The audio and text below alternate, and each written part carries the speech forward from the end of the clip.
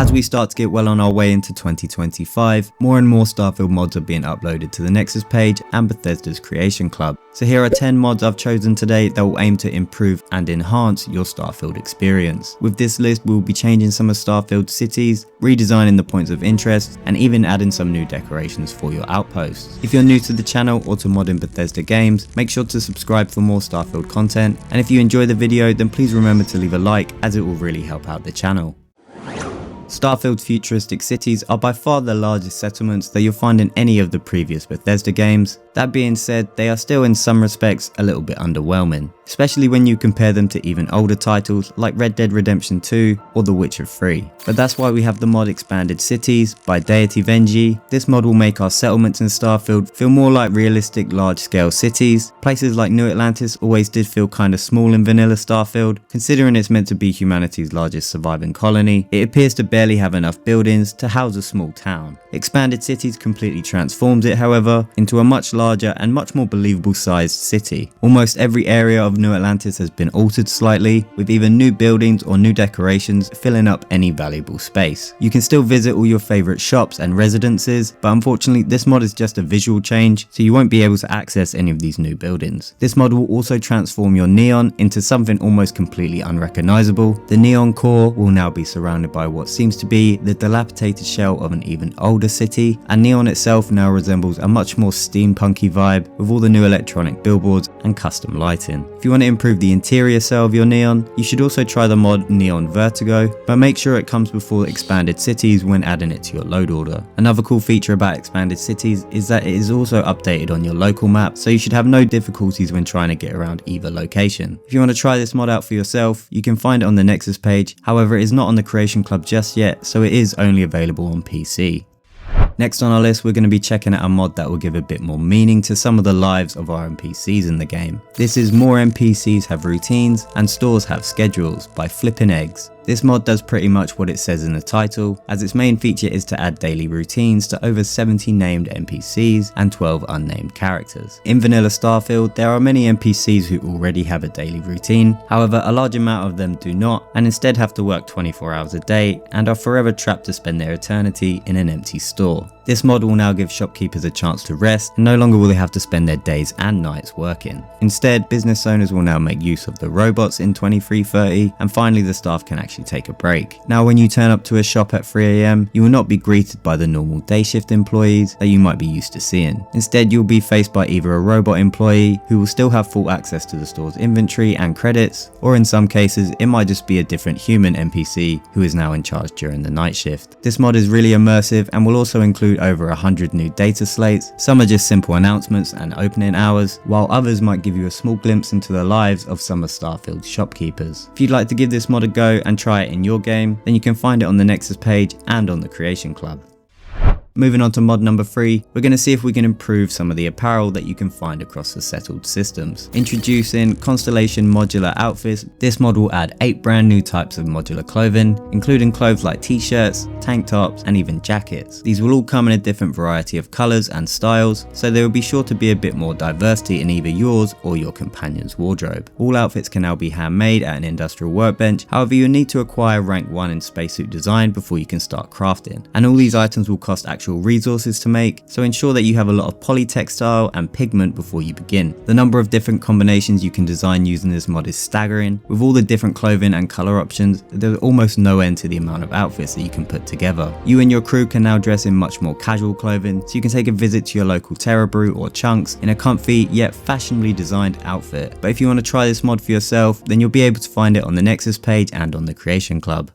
Next on our list, we're going to be checking out a mod that will for sure save you some travel time. This is Online Shopping by Verdun Atronak. This mod will allow you to craft vendor kiosks, which will allow you to buy and sell items from the comfort of your ship or outpost. Online Shopping will add over 40 brand new trade-in displays, which are linked to their respective shops and vendors. You can even access stores that might be currently locked to you. For example, you can use all of the Crimson Fleet vendors without ever having to become a space pirate. This mod also comes with a shattered space patch, meaning you can now build a kiosk for all the DLC shops as well. You can also craft 6 different types of mission boards in your base, so you'll no longer have to travel to a major spaceport to pick up some bounty jobs ever again. I really like this mod and it's super convenient. Maybe they could add a delivery mechanic where it shows up at your home the next day just to make it a bit more immersive. But if you want the ability to build your own personal shopping mall, then you can find this mod on the Nexus page, but unfortunately it is not on the Creation Club.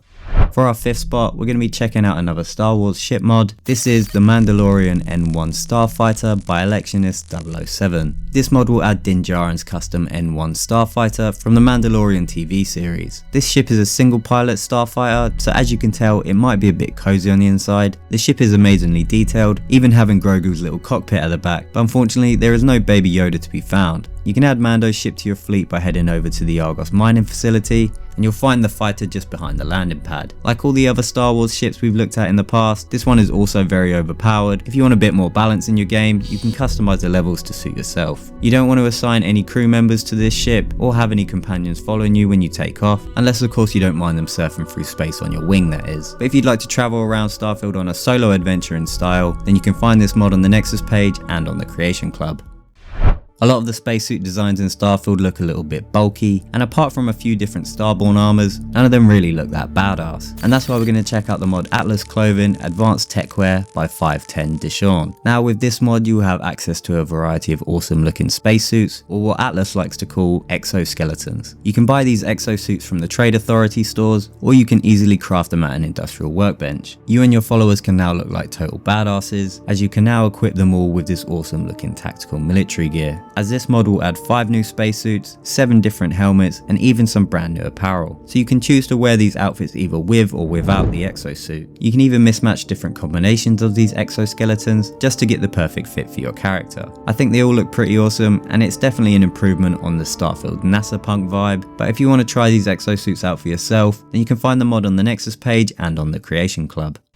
Next on our list, we're going to add a mod that works pretty well with the previous one, and no, not just because they're from the same mod author, but this is Project Warfare, and again it's by 510 Deshawn. This mod will introduce 8 new awesome looking weapons to your game, including guns like the HVR-45, the Volk, and the X-Eon. All of these are standalone weapons, meaning they won't replace any existing guns from vanilla Starfield, and they also come with custom 4K textures. Not only will these guns look totally badass, but they will also come with very high quality. If these 8 guns simply aren't enough for you, you can also download the Project Warfare add-on pack. This edition will introduce another 8 completely brand new guns, so you can literally double the number of new weapons added. Some of these guns will only be available to you after reaching a specific level, but don't worry too much, as to unlock all 16 of these guns, you only have to reach level 20. Project Warfare's new weapons are all balanced around an extreme level difficulty mode, meaning if you play on a lower setting, these guns might be slightly overpowered for you. So if you're just a filthy casual playing on normal mode, like me, then you can also download the Project Warfare normal balance patch by Monkey Chief 117. This will bring all the weapon damages down, and now they'll be a bit more suited to some slightly easier Starfield gameplay. If you'd like to add these awesome weapons to your Starfield, then you can find the mods on the Nexus page and on the Creation Club. If you ever find yourself out exploring, you may notice some areas will start to feel very similar, as you tend to see a lot of repetition going on. This kind of makes exploration a bit boring and pointless, as sometimes when out you will only see random solar farms and maybe a windmill. Introducing the Grindfield by It's Me Paulie B, this mod will completely change the way you experience the random procedurally generated buildings and different structures in Starfield, and will now make exploring planets actually exciting again. Instead of seeing all the same basic stuff on different worlds, you will now see some new and interesting buildings, and sometimes there is even a chance that these new structures might have NPCs inhabiting them, but be warned, they're not always friendly. You'll still find the vanilla decorations that you would normally see, however they are now just in slightly different locations, dotted all around the different planets. Exploration has now been completely transformed. Once completely barren planets now have the potential to be crowded with interesting patches of civilization. So if you'd like to check out this fresh new landscape for yourself, you can find this mod on the Nexus page and on the Creation Club.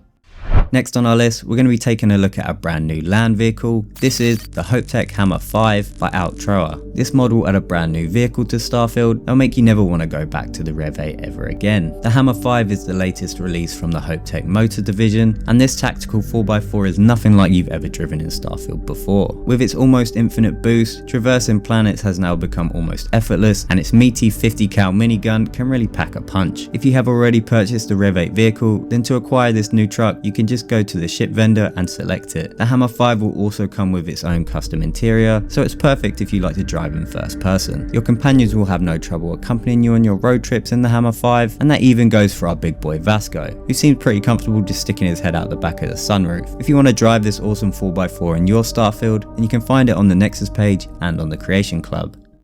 And for our final mod today, we're going to be heading to one of our outposts to check out some new decorations for the game. This is Nem's Deco Pack by Nemesis Downfall. This mod will add a whole bunch of new decorations and furniture to Starfield's outpost system. This decoration pack will include nearly 400 brand new items, adding to a total of 41 new subcategories for the outpost building menu. You can build the new decorations such as new types of furniture, small miscellaneous items, and even some brand new wall pieces. Not to mention all the new crafting tables available and these cool looking weapon displays you can build. This mod really adds a whole load of variety when it comes to building the perfect outpost. To craft any of these new items, it will only cost you a measly 250 credits, so you won't have to worry about the resources too much. And if you'd like to add these new decorations to your outpost, then you can find this mod on the Nexus page and on the Creation Club, so you can play it on either PC or Xbox.